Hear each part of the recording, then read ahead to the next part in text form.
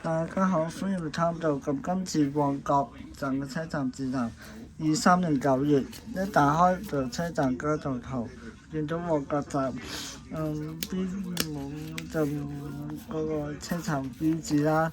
之後咧就嗰十地標之後揾翻地標嘅位置啦。之後咧就係咁樣啦，之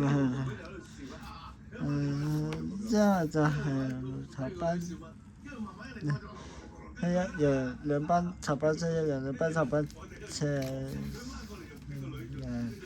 之後就咁啦。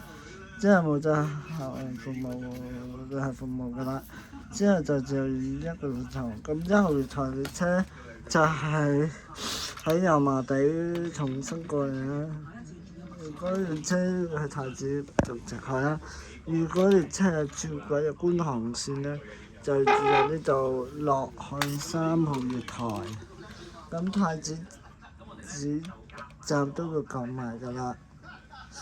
咁2號月台咧嘅列車咧，一直喺太子站2號台過嚟啦。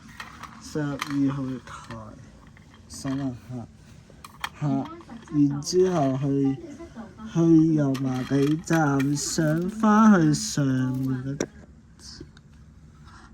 嗰層啦。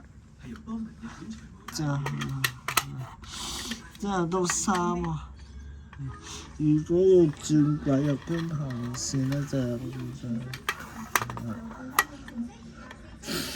咁3號月台嘅列車咧，咁3號月台嘅列車就喺油麻地咁樣，喺油麻地上嚟咁上下，然之後直去落去太子。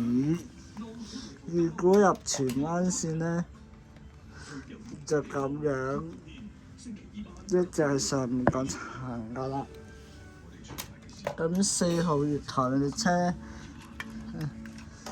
由太子落咗下面嗰層，第2個層啦。咁上下，然之後離開去油麻地咁樣，直去或者喺度以前就咁樣去啦。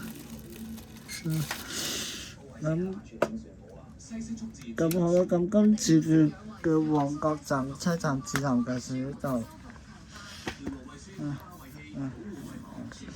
咁下一集介紹太子，咁好似就見啦，拜拜。